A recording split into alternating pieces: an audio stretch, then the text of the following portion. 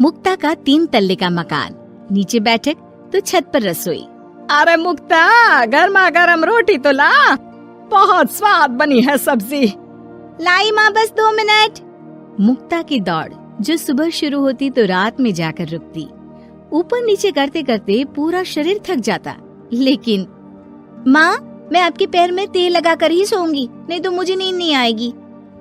अरे जीती रहे बेटा, लेकिन तू थक जाएगी, वैसे भी तुझे 3 तल्ला चढ़ना है अभी।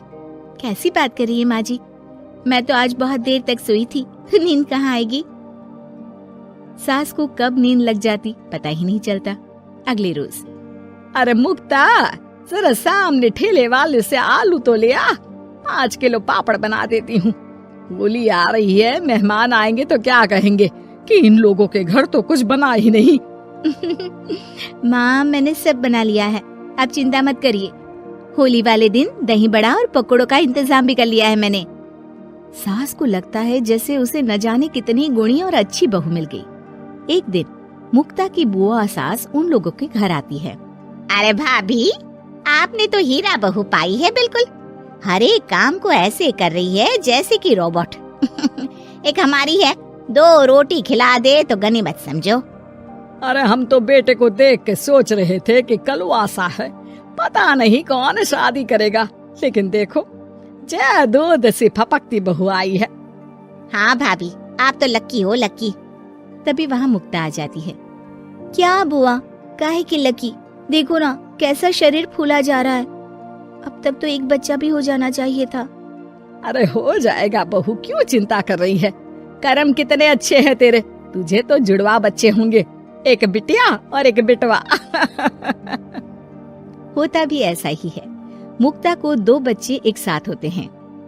मुक्ता, जल्दी से ऑफिस के लिए खाना बना दो, मुझे देर हो रही है। हाँ, लेकिन जरा ये छोटे वाले को तो पकड़ लो, तब तक मैं रोटी सेक देती हूँ। मुक्ता सारे घर का काम बड़े ही मगन होकर करती। क्या पति, क्या सास, क्या बच्चे, रिश्तेदार, सभी की जरूरतों का ख्याल वो बखूबी रखती। लेकिन भाई चांद को भी ग्रहण लग जाता है। वैसे ही मुक्ता को भी एक दिन लग जाती है किसी की नजर। दूर के रिश्ते की चाची कहती है, और बहन जी, आपकी बहू तो फुर्ती से काम करती है, बच्चा होने के बाद भी सारा दिन लगी रहती है, इसके हाथ का खाना भी इतना टेस्टी है, लगता है जैसे होटल का खा रहे। बस फिर क्या था, वो तो चली जाती है, लेकिन लग जाती है नजर मुक्ता को। शाम के वक्त, मुक्ता, कहाँ है बहू? हाँ माँ जी, बोलिए, क्या हो गया? बच्चे को सुला रही हूँ। अरे बेटा, जरा चाय तो पिला दे। हाँ हाँ, जरूर बना लीजिए, मुझे कमरे में ही दे देना माँ जी, बहुत थकान लग रही है। थकान है? भगवान, ये क्या बोल रही है, इसके मुंह से तो ये शब्द मैंने आज तक नहीं सुना। अगली सुबह, अरे मुक्ता, आज खाने का डब्बा इतना हल्का क्यों है? वो इसलिए क्योंकि मैंने सिर्फ रोटी और दाल बनाई है। अरे लेकिन मुक्ता, मैं तो नाश्ता, दिन का खाना, फिर शाम का स्नैक्स, फ्रूट, सलाद, ये सब लेकर जाता हूँ, कहाँ है ये सब? अरे कैसी बात कर रहे हैं आप, इतना सारा खाना तो मैं 4 दिन में नहीं खाती, जितना आप 1 दिन में बनाने की बात कर रहे हैं। ना जी ना, मुन्ने के साथ जितना हो पाएगा उतना ही करूंगी मैं। मुक्ता की बात सुनकर पति हैरान रह जाता है। तभी वहाँ बुआ सास आ जाती है। अरे मुक्ता, मेरे नाती का जन्मदिन है, भूल गई क्या? आज शाम को आना, और मुक्ता थोड़ा जल्दी आ जाना, मेरी बहू का हाथ बटा देना। किचन में वो तेरी तरह स्मार्ट तो है नहीं कि फट फटाक से काम कर ले। अरे बुआ, कैसी बात कर दी, फट फटाक से काम कैसे हो जाएगा? हम बहुएं हैं, रजनीकांत नहीं। बुआ देखो, आप काम के लिए पास के लल्लू हलवाई की बीवी को बुला लो, वो मदद कर देंगी, मैं तो नहीं आ पाऊंगी। बुआ सास को समझ में नहीं आता कि ये वो मुक्ता है जो 50 लोगों का खाना बनाकर भी चेहरे की चमक खोने नहीं देती थी।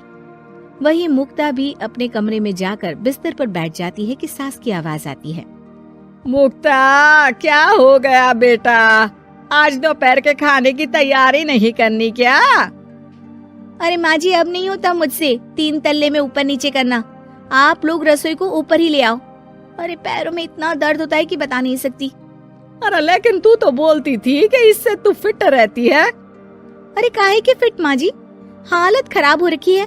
कौन ऐसा मकान बनवाता है कि जहाँ सोने का कमरा अमेरिका में है तो खाने का लंदन में? अरे रसोई बनानी है तो जाओ अफ्रीका। ना जी ना, मुझसे नहीं होगा इस घर का काम। मुक्ता की बदली हरकत किसी को समझ में नहीं आ रही थी। अरे ये मुक्ता को क्या हो गया है? मुझे तो लगता है इसकी माँ ने पट्टी पढ़ाई होगी। और ना जी ना, मुक्ता की माँ यानी मेरी समधन तो देवी है देवी। वो तो अपनी बेटी को ऐसे संस्कार दे ही नहीं सकती। मुझे माजरा कुछ और ही लग रहा है। तभी वहाँ मुक्ता हाथ में प्लेट और सब्जी लेकर आ जाती है। माजरा? किस बात का माजरा? खैर माँ जी, जरा ये सब्जी तो काट दीजिए, और हाँ, इसके बाद मैं आटा यहीं दे जाऊंगी, गूंद देना। हाँ हाँ, तू एक काम कर बेटा, गैस चूल्हा भी यहीं दे दे, बना भी दूंगी। अच्छा ठीक है, शाम को उसका भी इंतजाम कर देती हूँ। ये बोलकर मुक्ता वहाँ से चली जाती है। हे भगवान, ये तो वो मुक्ता है ही नहीं। अरे एक बार तो मुझे याद है, मेरे जूते भी इसने मुझे अपने हाथ से पहनाए थे। तभी सास के दिमाग की बत्ती जल जाती है। हाँ, कल वो कालिया की औरत आई थी ना, खूब तारीफ कर गई।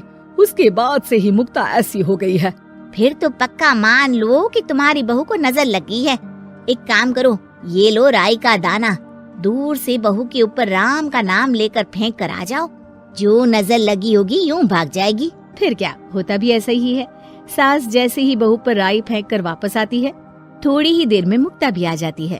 अरे माँ जी, आप ये सब्जी लेकर क्यों बैठी है? ना लाइए, मुझे दीजिए। और चाची, अब तक आपके हाथ में चाय का प्याला नहीं आया।